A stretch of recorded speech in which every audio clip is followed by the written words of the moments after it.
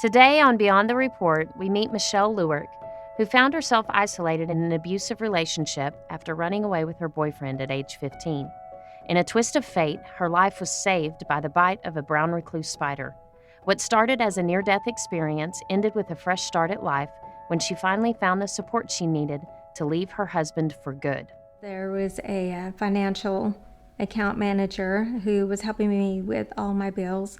He gave me information on how to leave, and he said, whenever you're ready, let me know. On average, victims of abuse will leave 7 times before finally leaving their abuser for good. One of the reasons for this is a lack of support. Had it not been for him, I don't think that I would have left as soon as I did. Michelle went back to her husband after her hospital stay, but the man's open invitation planted a seed. About a year later, she finally left him. Sometimes the only person that a victim of abuse will hear is going to be a police officer, it's going to be a friend, it might be a coworker, and that judgment of that one person can be all it takes for that victim to say, I'm not going to leave because everybody's going to judge me like this. Detective Sadie Stevens works in the domestic violence unit at the Lubbock Police Department. After working as a patrol officer for years, she noticed the ripple effect domestic violence has in a community. She wanted to help. It's not just the two involved parties, it's the kids. Sometimes it's a community thing. We have a domestic violence task force here in Lubbock, and I'm a member of that, and I represent the Lubbock Police Department in joint meetings with many different community partners, such as Women's Protective Services or Voice of Hope, and we're able to disseminate information about other services. One of their main goals is to help connect victims with resources like Women's Protective Services and Voice of Hope. Stephen Garcia, who we met in our first episode, works at Women's Protective Services. He explains that they use an adapted version of Maslow's hierarchy of needs.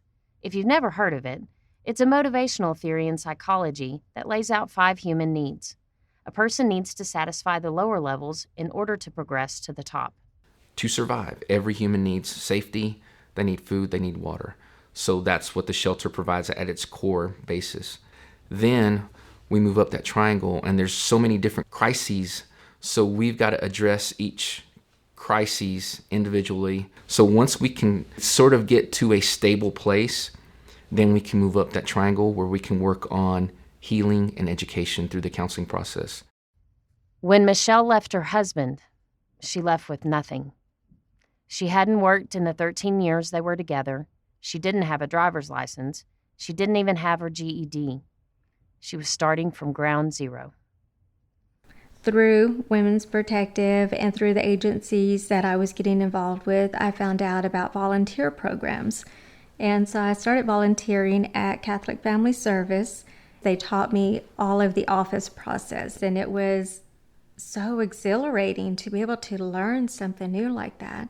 From there, the doors opened up for Michelle. She was eventually hired on part-time to help the counselors at night, and that led to a full-time job. Throughout her relationship, Michelle leaned on poetry and writing as a way to process what she was dealing with. Eventually, she even wrote a book detailing her experiences. Watch the full story on BeyondTheReport.lbk.com.